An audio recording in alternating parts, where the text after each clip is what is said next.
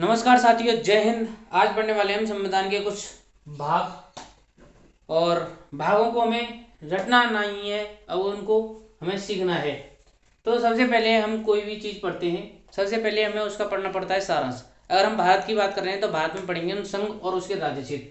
तो भाग एक कहता है संघ एवं उसके राज्य क्षेत्र, उसके राज्य क्षेत्र। भाग दो, दो की शक्ल है वो एक जीव की तरह मिलती है, नाग की तरह। तो भाग दो में है नागरिकता। भाग तीन की बात करते हैं तो भाग तीन में है, तीन शब्द ही है, जिसमें भाग तीन में है मौलिक अधिकार। भाग चार में भी चार शब्द हैं, वो है DPSP अर्थात डायरेक्टिव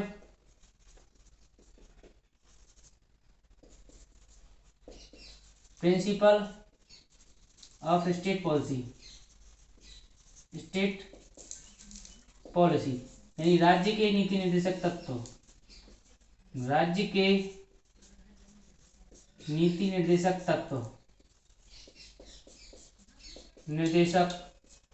तत्व की बात करते हैं। भाग चार ए में है मौलिक कर्तव्य। भाग चार ए कहता है मौलिक कर्तव्यों के बारे में। भाग पांच में बात करते हैं यूनियन। देखते हैं भाग पांच है, यूनियन में भी पांच शब्द हैं, अर्थात भाग पांच में संघ आ गया है। जहां संघ शासित प्रदेश आएगा वहां भी स्टेट आएगा, यानी राज्यों के। भाग छह में राज्यों के बारे में बात की गई है। अगर बात करें पांच और छह को दोनों को मिला दिया जाए तो 11 हो जाता है, पांच और छह 11। तो भाग 11 में है संघ एवं राज्यों के बीच संबंध। राज्यों के बीच क्या है? संबंध है। अब भाग सात की बात करें तो भाग सात में सातवां ही संविधान संशोधन हुआ था, कॉन्स्टिट्यूशनल अमेंडमेंट 1956। इसके तहत इसको निष्कासित कर दिया है। भाग आठ की बात करें तो आठ, हमारे संघ शासित प्रदेश कितने हैं? 8। और भाग आठ की बात कर रहा है तो 8 में आ जाता है संघ शासित प्रदेश। संघ शासित प्रदेश, अब संघ शासित प्रदेश आ जाता है। भाग 9 की बात करें तो भाग 9 में आ जाते हैं पंचायत। अगर पंचायत की स्पेलिंग देखेंगे उसमें भी 9 शब्द हैं, या अगर हम इसी को तोड़ें तो पंच मतलब 5 निकलता है, और चार का अर्थ निकल रहा है, तो 5 और 4 9 में पंचायत आ जाता है। इसके तहत नौवां जो ये है, इसका भाग 9वीं का ए भाग है, इसमें शहरी स्थानीय निकाय के बारे में बात की गई है। स्थानीय निकाय, इसके लिए 73वां कॉन्स्टिट्यूशनल अमेंडमेंट हुआ था। और दूसरी बात करते हैं 9B की, इसमें सहकारी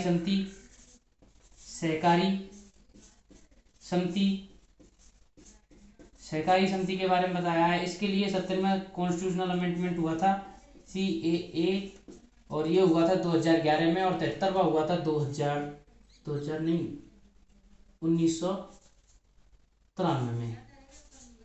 अब बात करते हैं भाग 10, और 10 की कहते हैं बस, अर्थात बस पे मतलब जहाँ सड़क पर रोडवे चलती है उसके किनारे कौन सी जाति, मतलब अनुसूचित जनजाति के बारे में बात करता है। 10 बस अनुसूचित जनजाति के बारे में, भाग 10 बात करता है। भाग 12 मतलब बा से हो गया वित्त, और वित्त को ही और हम दूसरे नाम से जानते हैं, संपत्ति के नाम से। वित्त और संपत्ति के बारे में भाग 12 में बात की गई है। जब हमारे पास वित्त और संपत्ति हुई तो हम व्यापार, और व्यापार को हम एक नाम से और जानते हैं, एवं वाणिज्य। तो व्यापार और वाणिज्य होगा, वाणिज्य के बारे में बताया गया है। 14 है, और जब व्यापार और वाणिज्य होगा तो संघ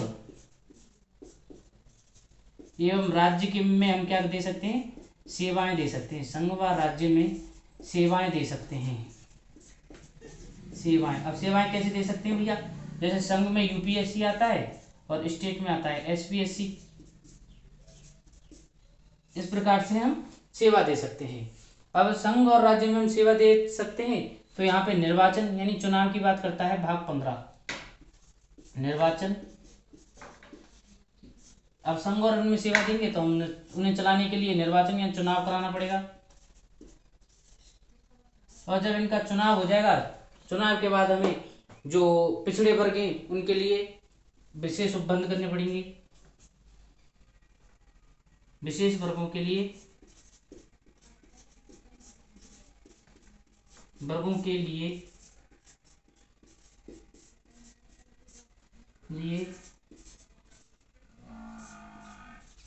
कुछ विशेष वर्गों के लिए हमें यहाँ पर उपबंध करने होंगे।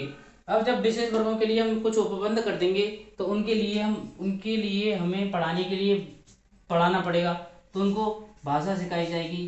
तो भाग 17 में आ जाता है राजभाषा। अब बात करते हैं भाग 18 की। भाग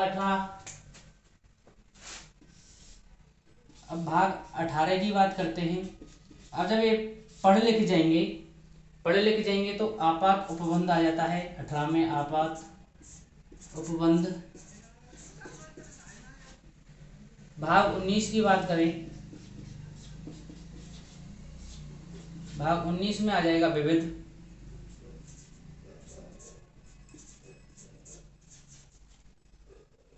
भाग 20 की बात करें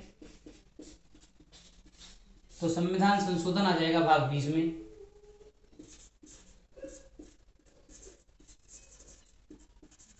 संविधान भाग 20 में हमने करना पड़ेगा संविधान संशोधन। अब इसके बाद आ जाता है भाग 21। इसमें आ जाता है अस्थायी एवं संक्रमणकालीन पद्धति।